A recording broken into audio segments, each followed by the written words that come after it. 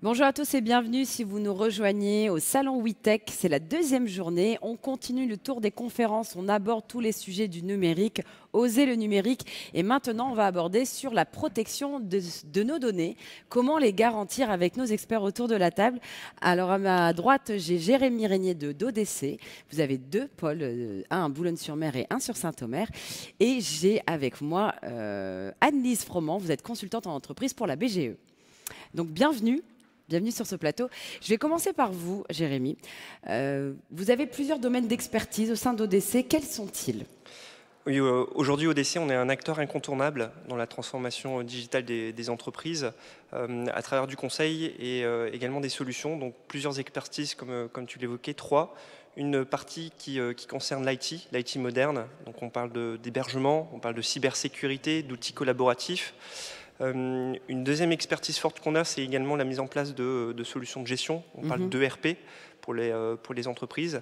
Et une troisième expertise, de pouvoir accompagner nos clients sur la partie paye et toutes les solutions de dématérialisation RH.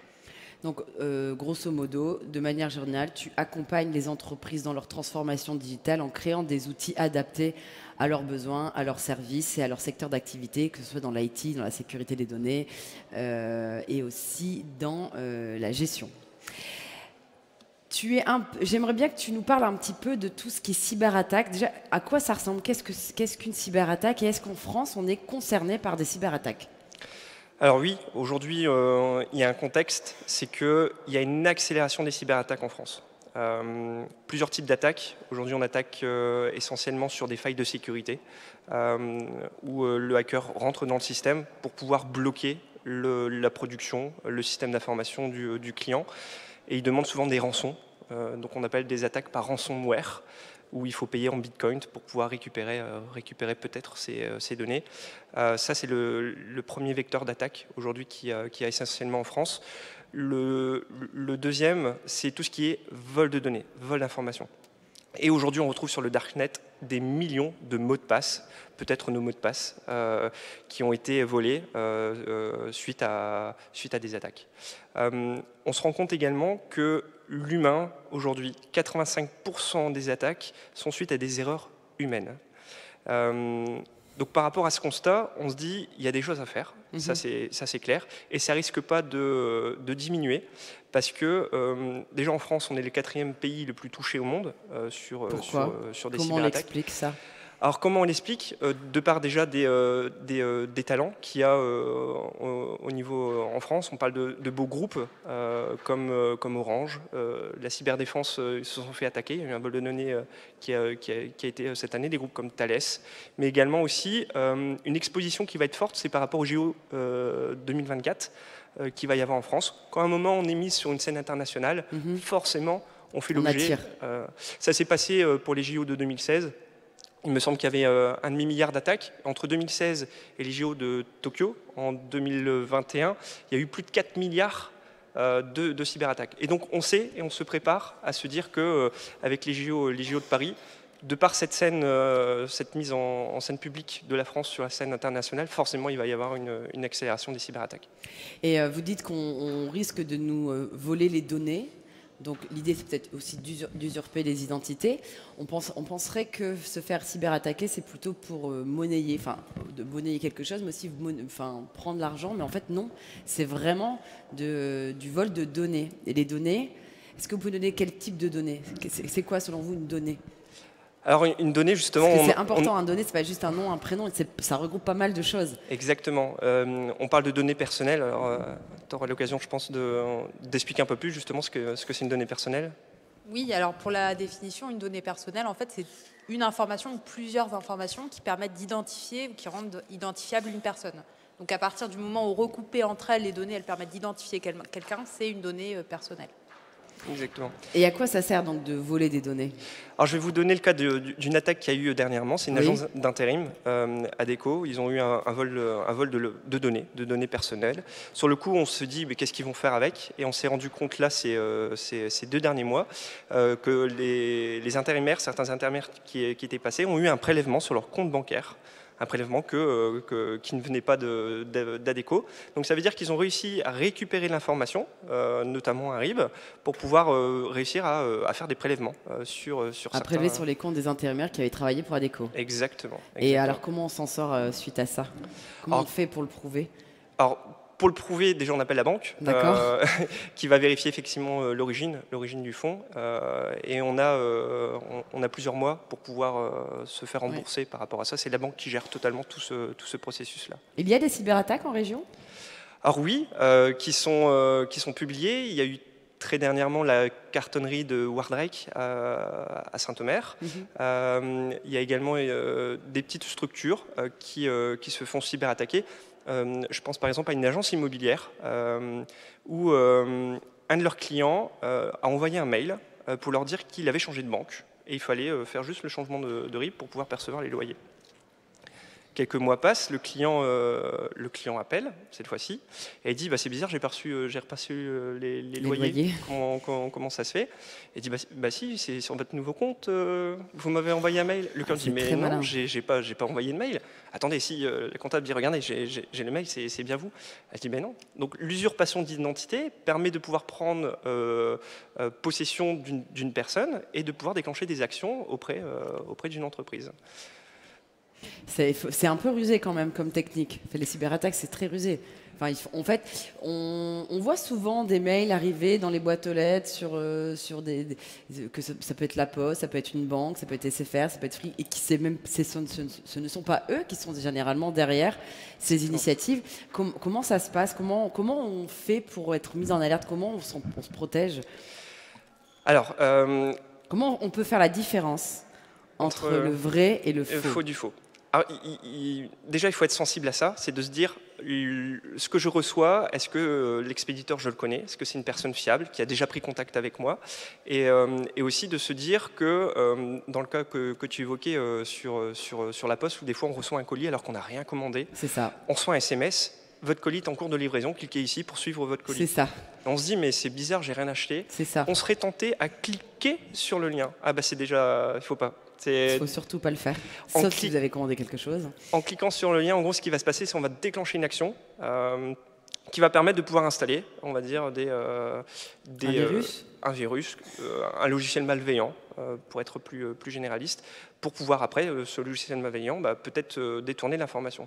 Alors si vous avez tous vos comptes bancaires ou alors des comptes crypto, les utilisateurs vont pouvoir récupérer toutes ces informations-là pour pouvoir réussir à pouvoir après détourner de l'argent. Ça arrive souvent. Vous avez des exemples à nous donner sur ce type d'attaque? Alors, je vais vous donner un exemple perso. Ma mère, alors j'ai une petite fille qui va avoir 12 mois là, ce samedi-là, et ma mère, elle voulait lui acheter des vêtements. Et donc, elle reçoit un mail de sergent-major. Toutes les mères connaissent normalement sergent-major, avec un code promo. C'était l'année dernière, c'était le Black Friday, moins 70%. Elle s'est dit, superbe, je vais pouvoir gâter ma petite fille. Donc, elle commande les vêtements. Elle valide le paiement par carte bleue. La double authentification que toutes les banques aujourd'hui mettent en place permet de pouvoir valider le paiement. Elle dit oui, je veux payer pour recevoir. Elle reçoit un mail du site sergent-major comme quoi c'est en cours de livraison, avec le numéro du contact du support à contacter en cas de pépin. Au bout d'un mois, elle se dit c'est bizarre, j'ai toujours pas reçu mes vêtements. Et donc, elle commence à parler un petit peu à droite et à gauche. Et puis il dit mais t'es sûr que tu as commandé sur le site sergent-major? Et en contrôlant, elle se dit mais c'est pas le site sergent-major. C'est un faux site qui avait mis le logo, pratiquement une URL qui ressemble à sergent-major, mais qui n'est pas sergent-major. Qui avait bien plagié le site de sergent-major. Exactement. Le pire dans cette histoire, c'est qu'elle a voulu appeler la banque. Et la banque lui dit, écoutez, il n'y a pas eu un vol de vos données bancaires.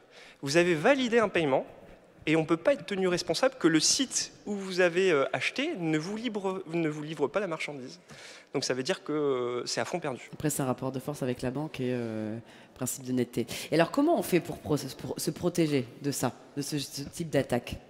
Alors déjà, il faut être sensible à la RGPD. Alors, la RGPD, clairement, Annelise, qu'est-ce que ça regroupe? Alors, il faut savoir que du coup, les données personnelles, elles sont protégées par la loi. Donc, depuis bien avant le RGPD, qui date de 2018. Avant, il y avait la loi informatique et liberté qui remonte à la fin des années 70. Donc, c'est quand même une thématique qui existe depuis très longtemps.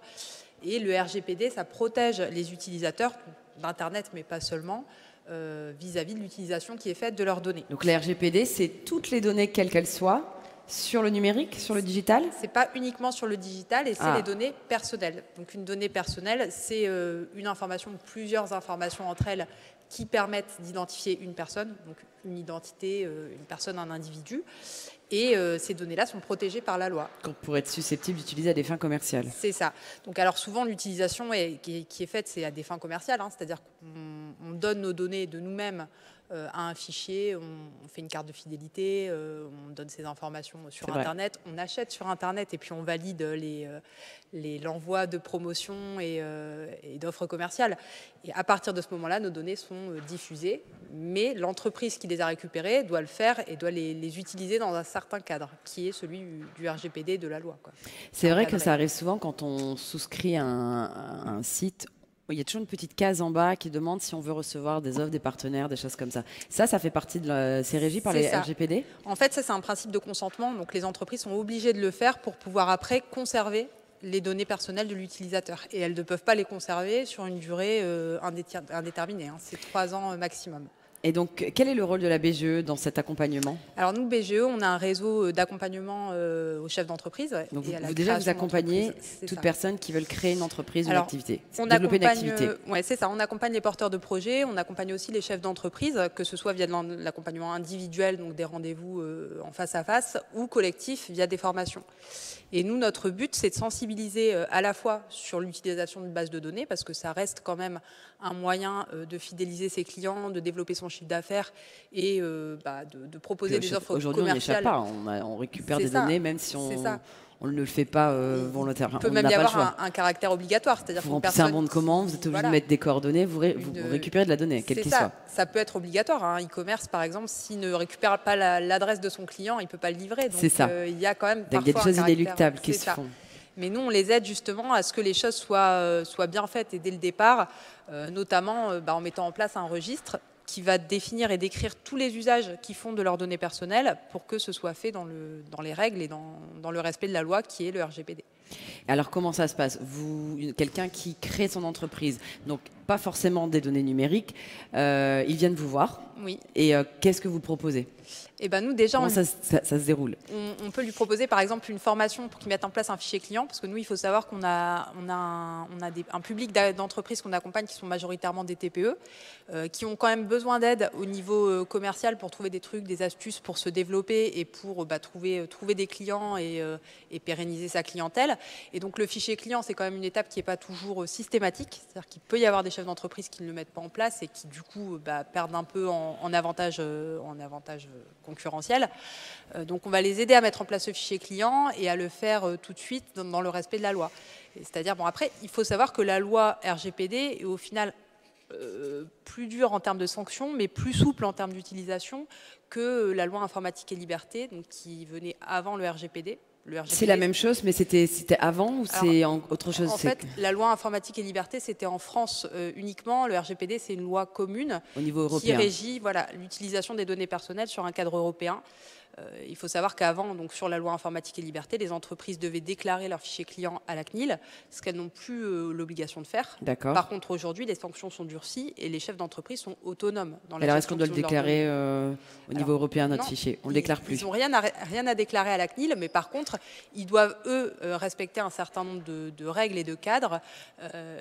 Régis par ce RGPD. C'est ça, régis par ce RGPD. Et s'ils ne le font pas, ils sont autonomes et donc soumis à des sanctions qui sont plus lourdes que ce qu'elles n'étaient avant. Qui est-ce qui sanctionne? La CNIL. Okay. Ça reste l'autorité régulatrice au niveau de l'État. Et donc vous proposez des formations pour justement créer... Justement, dans cette autonomie du chef d'entreprise, le chef d'entreprise doit mettre en place un registre de traitement des données dans lequel il va définir tous les usages qu'il fait des données personnelles de ses clients. Donc il définit à quel moment il les collecte, comment il les collecte et comment il les protège. Donc ça passe par l'installation de logiciels antivirus, ça passe par après là-dessus. Quelque chose de tout bête, mais un code sur un téléphone, un code sur un ordinateur, parce que ça c'est un moyen de protéger ses données. Si le chef d'entreprise, son fichier client c'est un tableau Excel et qu'il n'y a pas de code et qu'il n'y a pas de code sur son PC, il prend le train, il se fait voler son ordi, il se fait aussi voler son fichier client. et ça peut tomber sur quelqu'un de malveillant. Derrière, c'est aussi de responsabiliser et de sensibiliser les chefs d'entreprise au fait que les données de leurs clients, c'est quelque chose qui est important, qui peut avoir une valeur, y compris pour des personnes malveillantes. Et en les sensibilisant, du coup, ils prennent eux-mêmes conscience que justement, il faut y faire attention. J'ai une comparaison, j'ai une collaboratrice qui m'a... Pour aider des fois à faire prendre conscience aux chefs d'entreprise, on disait que donc la data, que ce soit les données de clients, les données de collaborateurs... Donc la data, c'est les données. Exactement. Les données de l'entreprise. C'est le trésor de l'entreprise. On imagine un entrepôt avec un trésor de lingots d'or. Et on demande au vigile qui est à la porte d'aller faire une sieste et avant de partir de laisser la porte ouverte. Ça permet de se dire qu'aujourd'hui, n'importe qui pourrait rentrer. Et ça se passe exactement comme ça aujourd'hui dans des entreprises du territoire. Pourquoi ? Parce que le gouvernement, à travers Nancy, met en place des alertes de découverte de failles de sécurité sur des systèmes d'information, des outils. Ces attaques, ces failles-là, aujourd'hui, donc, elles sont publiques. Et toute personne qui comprend et qui connaît ces failles-là peut très facilement avoir les lignes de code. Ça veut dire que les actions qu'on peut entreprendre pour pouvoir rentrer dans ce système et réussir à voler des données. On a un mode opératoire aujourd'hui qui reste assez accessible pour savoir comment rentrer pour tous ceux qui ne veulent pas se protéger. D'où l'importance d'en prendre conscience et de se dire qu'est-ce qu'il faut faire pour pouvoir protéger le trésor. Et donc on rentre via un site internet, via un mail, via une boîte mail. Exactement. Et alors comment fait-on pour justement éviter de se faire hacker ? Alors, la première chose pour une entreprise, c'est que le chef d'entreprise et les responsables financiers, ils aient conscience, ils soient sensibilisés aujourd'hui que la sécurité, c'est plus facultatif, c'est obligatoire par rapport aux risques justement qu'on a évoqués. Et par rapport à ça, c'est qu'ils se fassent accompagner par des experts, comme la BGE sur la partie RGPD, comme ODC sur la partie cyber, pour pouvoir les conseiller, les auditer et leur proposer également un plan d'action d'évolution de la sécurité ou de la réglementation du traitement de leurs données. Par rapport à ça, il y a trois piliers. Le premier, il y a les outils qui sont importants dans l'entreprise. On parle aussi de process d'une entreprise, qu'il faut aussi être vigilant, et également l'humain. Comment on fait un moment pour pouvoir conseiller, auditer et élever un petit peu la sécurité de ces trois points ? Au niveau des outils, clairement, il faut un audit des experts. Le gouvernement aujourd'hui labellise des ESN. Ce label, c'est le label Expert Cyber. C'est des prestataires terrain qui ont été audités, où on a validé les compétences et l'expertise sécurité, pour pouvoir venir auditer auprès des entreprises toutes les failles qu'il peut y avoir. Proposer un système de sécurité adapté à leur activité, à leur taille, à leur entreprise, à tout ça. Exactement. Et par rapport à cet audit-là, l'ANSSI donne plusieurs points de contrôle, des points de vigilance sur la sauvegarde, les antivirus, comme évoqué tout à l'heure, pour se dire, est-ce que l'entreprise... Un antivirus est un outil qui permet de protéger ces données. Exactement. C'est un parmi plein d'autres outils, et on se rend compte qu'aujourd'hui, l'antivirus, malheureusement, n'est pas assez suffisant pour pouvoir protéger l'ensemble des données. Alors, qu'est-ce qu'il faut ? Parce que quand on a un ordinateur, personnellement, on a tous un ordinateur, j'imagine, maintenant, on nous dit, la première chose quand on a un ordinateur, c'est attention, il faut que tu mettes un antivirus. On entend antivirus, pare-feu, etc., etc. Et après, on nous dit oui, mais ça ne suffit pas. Alors, concrètement, que nous faut-il déjà juste pour protéger son ordinateur ? À partir du moment où on a une boîte mail et on va sur Internet et on travaille avec son ordinateur. Vous vous souvenez, tout à l'heure, on évoquait, quand on se met dans la peau d'un hacker, le hacker va vouloir voler des données. C'est ça. La première chose, les mauvaises habitudes qu'on a, c'est peut-être au niveau de la gestion de nos mots de passe. Aujourd'hui, les mots de passe, on aurait tendance à les enregistrer dans notre navigateur pour plus de facilité. Vous me faites peur parce que c'est ce que je fais. Et ce qui se passe, c'est qu'une fois qu'elles sont stockées par ce navigateur, le navigateur n'apporte pas une protection sur ce que vous enregistrez. Donc, on pourrait facilement récupérer ces données-là, les déchiffrer avec des outils qui existent facilement et qui sont même gratuits aujourd'hui, pour pouvoir lire ce mot de passe-là et se connecter après à votre insu sur, par exemple, Amazon, où vous avez enregistré votre carte bleue et on peut réutiliser et refaire des paiements. Très bonne remarque. Est-ce que, donc ok, la gestion des mots de passe, etc., mais si on n'enregistre jamais sa carte bleue, est-ce que c'est un choix ? On peut enregistrer sa carte bleue et on peut toujours effectuer les achats, mais en choisissant le fait de ne pas enregistrer sa carte bleue. Est-ce que déjà c'est conseil qu'on pourrait donner aux gens de dire n'enregistrez jamais votre carte bleue sur un site? Après, moi je pense que c'est aussi un peu de bon sens et de responsabilité personnelle de chacun. C'est-à-dire que oui, on peut enregistrer sa carte bleue sur certains sites, mais peut-être qu'on n'est pas obligé de le faire sur tous les sites et on peut créer des comptes sur tel ou tel site parce qu'on y va régulièrement. Mais à un moment donné, on peut aussi se dire je vais faire le tri, ce site-là par exemple ne m'apporte rien, je me désabonne, je supprime mon compte. Alors c'est contraignant, c'est fastidieux, mais c'est vrai que c'est un moyen de se prémunir aussi. C'est principalement la vigilance, je pense, qui nous protège aussi à la fois des cyberattaques et des vols de données. Et enregistrer sa carte bleue sur son téléphone, ce qui est aujourd'hui à peu près, on doit le faire. On a tous un smartphone où pour avoir accès à des applications, on a notre carte bleue qui est directement enregistrée. Est-ce que ça, par exemple, à partir d'un téléphone, on peut subir aussi une attaque? Aujourd'hui, le téléphone, il est un moyen de vecteur de vol de données également. Comme je le disais, à un moment, il faut avoir une sensibilité. Et quand il y a un doute, on s'abstient de pouvoir déclencher un paiement. Et on demande aujourd'hui, c'est d'utiliser, pas forcément, de ne pas utiliser le même mot de passe sur l'ensemble de nos ces sites. applications. Exactement. Des fois, on se dit, ouais, c'est simple, comme ça, c'est le même mot de passe partout. Le problème, c'est que s'il y a un site où il y a un vol de données, il suffit de le récupérer, on se connecte à tous vos autres comptes. Est-ce que vous avez un moyen simple et efficace pour arrêter de changer les mots de passe? Qu'aujourd'hui, je pense que tout le monde a à peu près 15 mots de passe. Et c'est pas facile. Il y a des outils de gestionnaire de mots de passe collaboratifs qui permettent de pouvoir... Qui nous aident là-dessus? Exactement, qui vont permettre de pouvoir... Il y a une application. Alors, mais est-ce que l'application qu'on rentre, qui gère nos mots de passe, peut pas elle-même se faire hacker? Parce que... D'où l'importance de savoir où ils sont hébergés, si c'est des solutions en mode SaaS. Est-ce que c'est hébergé en France? Des solutions en mode SaaS. D'accord. En mode SaaS. Donc, il faut être vigilant également aux solutions qu'on propose. L'ANSSI aide beaucoup aujourd'hui dans cette démarche-là et propose beaucoup de solutions qui ont été approuvées par les équipes du gouvernement. Je reviens juste sur un point que je disais tout à l'heure, où à un moment on auditait les outils. Les outils, c'est une porte d'entrée, on a vu. Les process aussi, dans une entreprise, peuvent être également une porte d'entrée. Vous vous souvenez, je vous avais donné l'exemple pour le changement de RIB. L'entreprise qui s'était fait... L'agence immobilière. Exactement. Okay. Par rapport à ça, c'est de se dire, dans les process d'une entreprise, qui est habilité à pouvoir faire les changements de RIB et quel est le protocole que j'applique? Est-ce que tout le monde peut changer un RIB ou autre? Est-ce que j'ai un process d'entrée et de sortie des collaborateurs? Parce que c'est facile de faire entrer un collaborateur, on lui crée tous ses comptes, mais quand il sort de l'entreprise, est-ce qu'on pense à désactiver? Est-ce qu'on a le droit de récupérer ces données quand on quitte une entreprise, de dire je veux tout récupérer? Non, justement. Et c'est pour ça aussi que c'est la vigilance, c'est la priorité, parce qu'il faut cadrer, et parfois les chefs d'entreprise ne le font pas.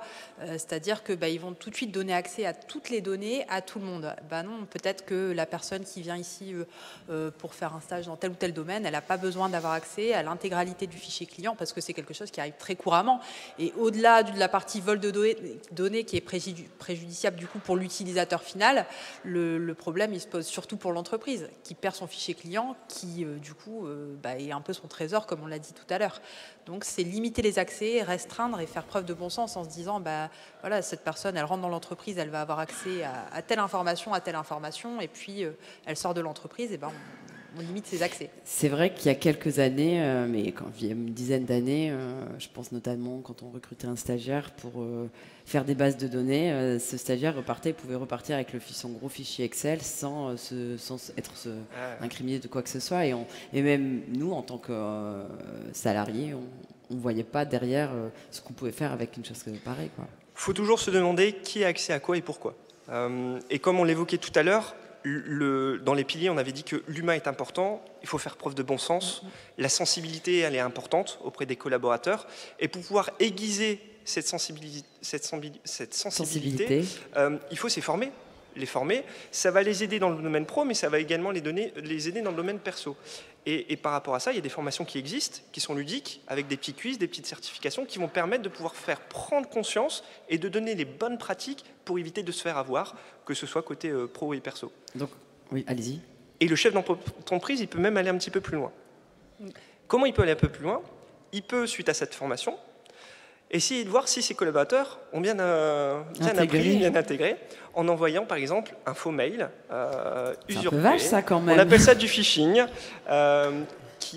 qui, par exemple, demandent de réinitialiser le mot de passe de la messagerie. Et on voit si les collaborateurs sont vigilants sur l'URL, sur des petits points importants qu'il faut relever. Et on se rend compte que malgré des fois cette formation de sensibilisation, par le volume de mails qu'on peut avoir, par des fois le rythme trépidant qu'on peut avoir, eh ben on clique. Ça passe à la trappe. Et puis on rentre notre adresse mail et notre mot de passe, et ça permet après de récupérer. Donc ça veut dire que c'est un processus continu. C'est pas parce qu'on le fait une fois que c'est bon, on est en sécurité, j'ai fait ce qu'il fallait. C'est vraiment un accompagnement au fil du temps et des rappels. Tester, former, sensibiliser.